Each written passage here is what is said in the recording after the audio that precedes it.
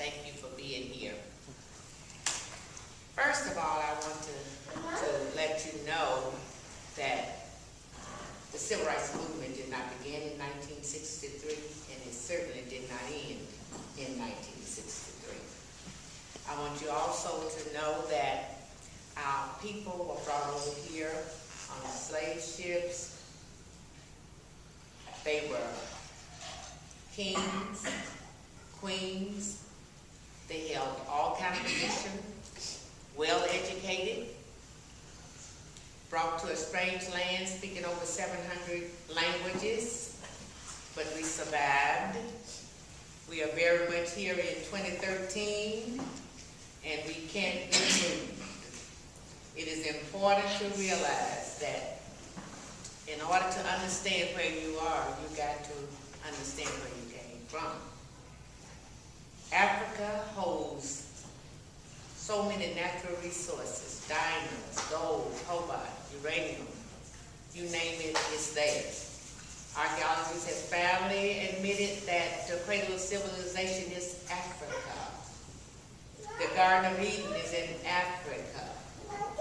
But as long as we were not educated as a people, we would not know from whence we come. So when the veil of ignorance was lifted off of our head, and ignorance is not in a negative way, it simply means unaware. So when it was brought to our attention of our worth and our value, then we began to show that. We know that God supplied, this is a belief of my people, that God supplies us with the Moses every so often. He comes with the Moses. And at that particular time, that the power that be like to start with us in the 60s. We look back and we see in 1956, the NAACP was ousted from the state of Alabama by Attorney General John Patterson, who later became the governor of Alabama. He said the NAACP was a communist organization. We find out also through our history that any time there is a difference between anyone and the power that be, you are automatically a communist. So while the NAACP was fighting in the court to be reinstated in the state of Alabama, Reverend Fred Shuttlesworth, other ministers and laymen joined together and formed the Alabama Christian Movement for Human Rights. They brought on the same functions as the NAACP. So NAACP was organized in 1909, and it came from what we call the Niagara Falls movement that was started in the North. So I love to refer to it as Malcolm X. Everybody up there is parents, grandparents, somebody is from down south, so that is up south. So we find that up south is where a lot of things were going on, because wherever we go, when we cross the state line, it does not change the color of our skin. So when we talk about states and the difference, there is none. We find that Springville, Illinois, where there were lynchings and people began to speak out against lynching. That's why the NAACP was reorganized as a new organization to address those issues. Getting back to Birmingham. In 1963, where every time you look around and someone want to mention that, they always want to say that was the year of the movement. That was a simple year of the movement. We found that our people were strong people. Our people, and when I say our people, I mean African Americans. We were labeled in many ways, but the true us came out. We were a loving people, a people who was forgiven, although they had not been asked to be forgiven by anyone, but it was an automatic forgiveness because that's our nature. In 1963, when the movement was activated, I'd say, within the city of Birmingham, Dr. Martin Luther King Jr. had just had a successful bus boycott in Montgomery, Alabama. So Reverend Shuttlesworth had already been outspoken and had made a name for himself here in the city of Birmingham, but he called on Dr. King in Montgomery for assistance. I think it's important that we remember he was invited here by Reverend Shuttlesworth. He was invited here, but he doesn't take precedence over Reverend Shuttlesworth in my book. So we look at the movement, the mass meetings that was organized by Reverend Shuttlesworth and the Alabama Christian Movement for Human Rights. Mass meetings was held on Monday night, and it was just what it said, mass meeting. People from everywhere was there. Everywhere, and of every age, gender, race, or whatever people was actually concerned. Naturally, we had snitches within the movement, as we had snitches within the powers that be organizations. So we were able to get information as well as the people in our organization were taking messages to them.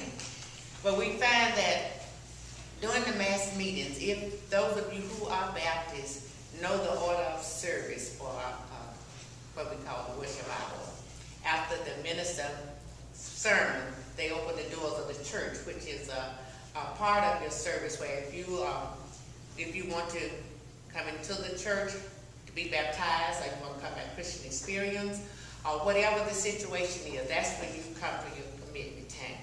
Well, at the mass meeting, that after the main speaker for the night, they have what you call commitment hour.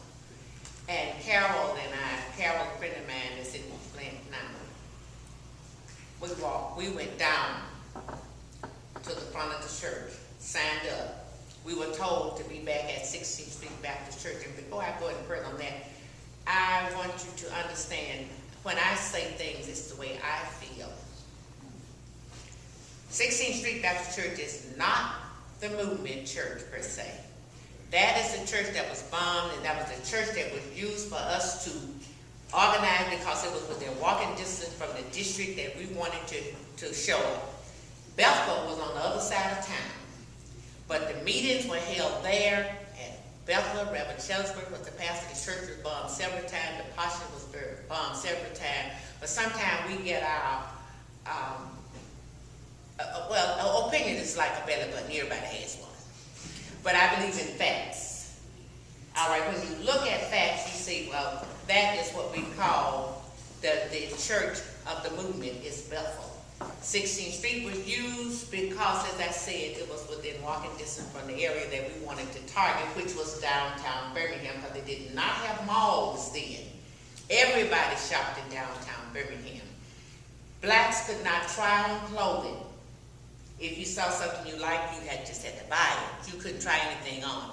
There were no black salespeople.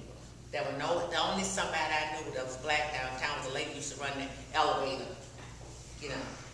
And things were quite different. So that's when I like to include Miles too. Miles College was something that you don't hear enough about. We seem to concentrate on some particular things and we stayed focused there, but there were so many things and people that was involved. I like to be inclusive.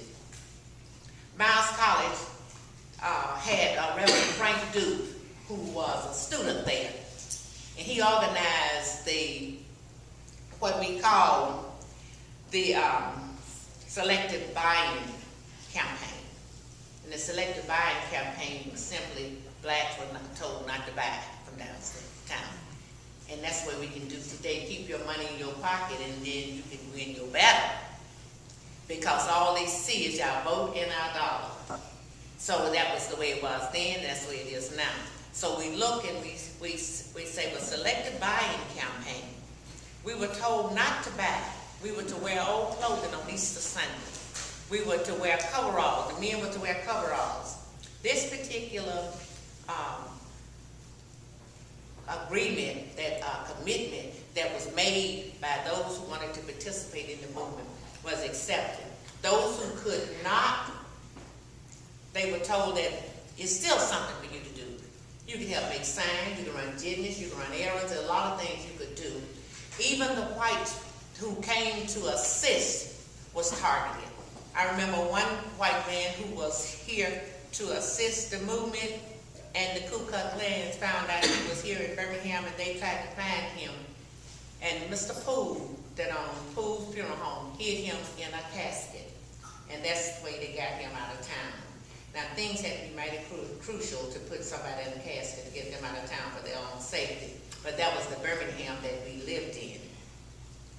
When I was in jail the first time, after the commitment hour, let me go back, I'm sorry, commitment hour, we were there the next morning. Andrew Young, who was a young minister with Dr. King, and the Southern Christian Leadership Conference came to Birmingham with Dr. King. They told us to meet at the basement of 16th Street Baptist Church the next morning. We did. That's when we were taught our sons. Woke up this morning with my mind stayed on freedom. Woke up this morning with my mind, Lord, it was stayed on freedom. Woke up this morning with my mind, Lord, it was stayed on freedom. Hallelujah, hallelujah, hallelujah. That would get us motivated. And anything that you wake up with on your mind, that's usually what's going to occupy your mind the rest of the day. So we had to sing these songs to keep ourselves stimulated to the point that we could go out and do what we had made a commitment to do. And when we were told to come over, the group to divide, first group go over to Andrew Young. He gave them signs, said line up in pairs. J.J. Newberry is your destination.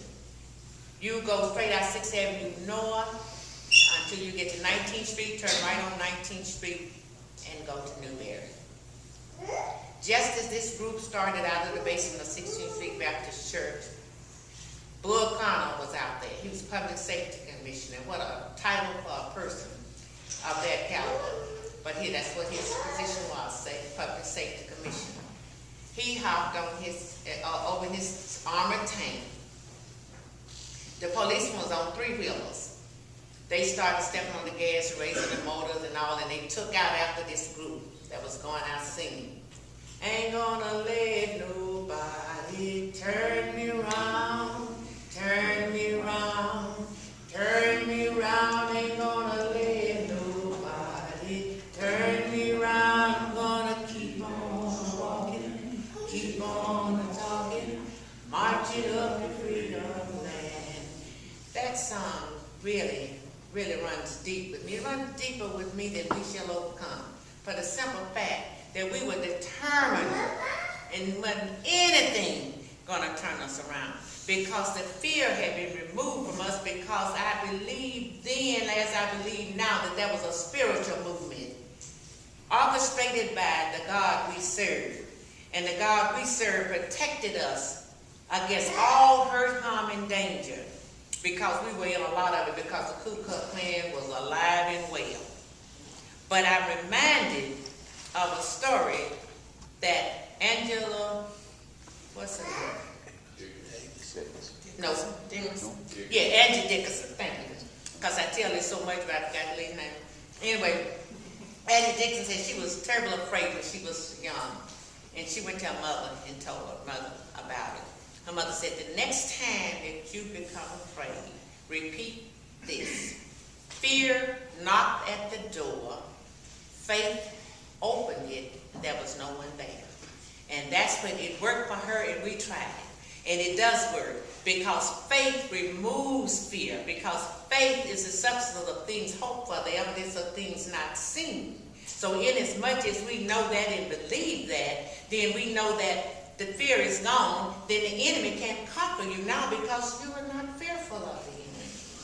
They could not understand why the fear had been removed, but it was removed because of our faith and belief in our Lord and Savior Jesus Christ. That is a personal belief.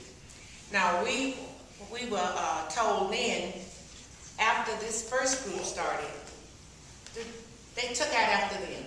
Andrew Young told us, I want the second group to come over here. I happen to be in that second group. Not by choice, by chance. By choice. Because it was chosen by God. They gave us signs. Line up in twos. Go to J.J. Newberry's. But you go out 16th Street to 2nd Avenue. And you turn. When we got out, and we started saying, oh, freedom. Oh, freedom. Oh, freedom over me.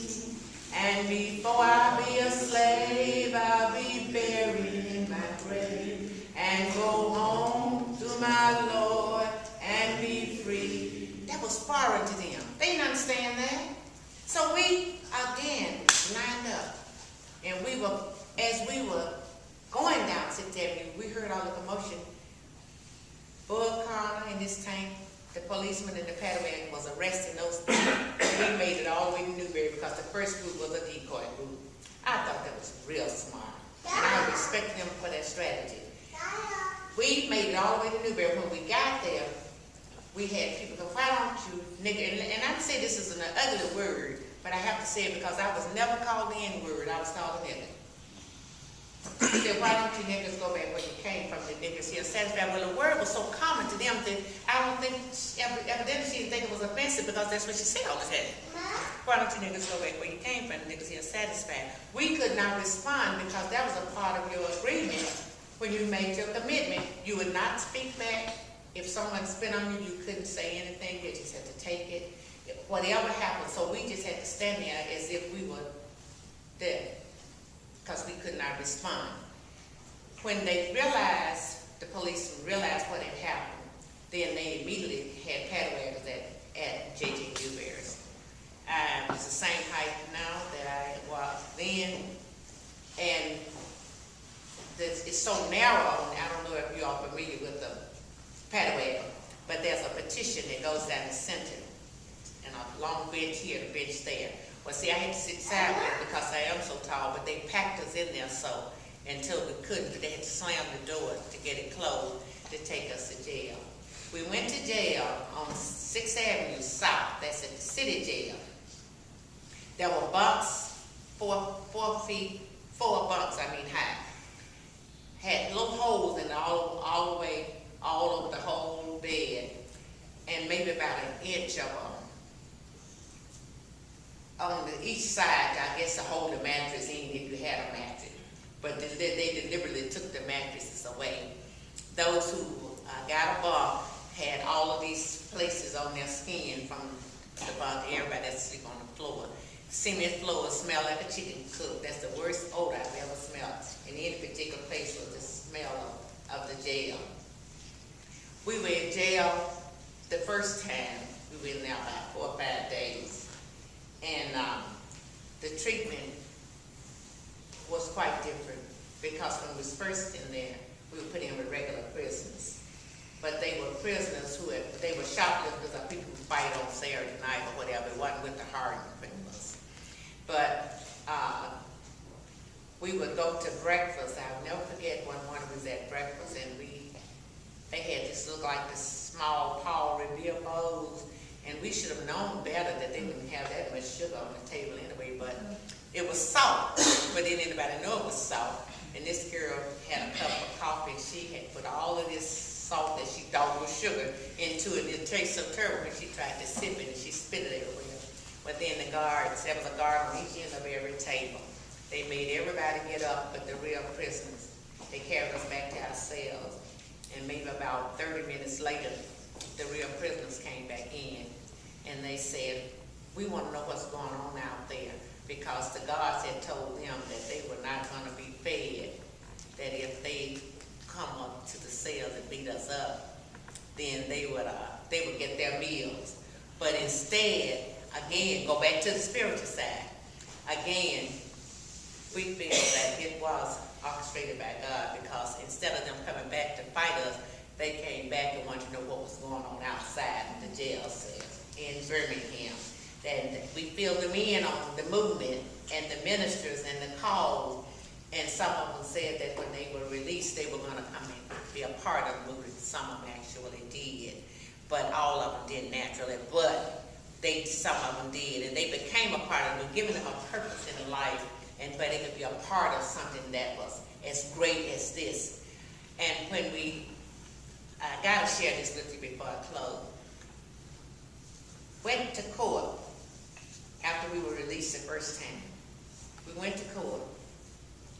Dr. King and his wife, Reverend Abernathy and his wife, they always on the front row. They were called to come up to the bench. The judge talked to them very quietly. When we knew anything, they went out the side door. Then they called our names and we went up there. But come to find out, there was no money to pay out there. So they put us back in jail from the courtroom.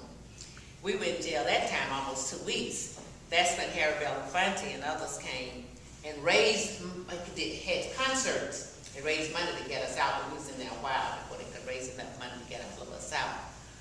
And but what kept us together was a vow that we had made about the commitment. When we would sing, "Done made a vow to the Lord, and I won't turn back. No, I won't turn back. No, I won't turn back. Done made a vow to the Lord, and I won't turn back. I will go, I shall go, see what the end's gonna be." And that was the commitment we had made, and we had to keep ourselves motivated, because we were told that we would have prayer meeting 3 times a day, morning, noon, and night. And sometimes we would be on the floor, sitting around, and we would have prayer, and we would sing. And one night we was just motivated to the point where we would say, "Oh, freedom, oh, freedom, oh, freedom over me. And before I be a slave, I'll be buried in my grave, and go home to my Lord and be free." When we knew anything, here's his voices over the intercom. "Oh, I wish I was in Dixie, away, away. I wish I was in Dixie, away down south in Dixie, away, away, away down south in Dixie." Those were the guards at the jail, trying to intimidate us by coming over the intercom with that song. But instead, we waited until they got through. And we were saying, "I'm on my way to freedom land. I'm on my way to freedom land. I'm on my way to freedom land. I'm on my way, oh Lord, to freedom land. If you don't go, don't hinder me. If you don't go, don't hinder me. If you don't go, don't hinder me. I'm on my way, oh Lord, freedom land." And they would be quiet. So we didn't have to make a statement directed to them. We were keeping up with the instruction that was given us to have prayer and sing. To have prayer and sing. And it apparently touched their hearts to the point that they didn't sing in Mo Dixie songs up. Not at that time anyway. But the important part of the movement is to me, is to share with you that we didn't march in the 60s, in the 50s, in the 40s, and whatever, and rebel against that was evil to us. We didn't do it for integration, because integration has been going on ever since they brought our foreparents over in the slave ship. That's why every one of us here got different color tone, different hair tone, different size and everything. We went to jail for equal access. That's what we went to jail for, equal access. Because anybody that you want to be with right today, and it's forbidden, that makes you want to see them even more. And then you will do whatever it takes to see them. Nobody can stop you, and it doesn't have to be done through the law. That's a decision that you make as an individual. So whenever, if you don't ever remember anything else I've said, please remember, equal access was what we fought for, not integration. And I I know the time is limited because Martha keeps looking at what? Oh. I didn't want to go over my time, but I wanted to try to hit, touch, and all so that we can go to Q&A. But I think it's, I gotta share this with you before I go. I know you don't have this problem now, but when I was in school, sometimes it was 51, 52 children per class. Because of segregation, the schools, you still got it? Oh man, that's terrible. That is terrible. Because when I was in school, we had that many, but it was due to segregation.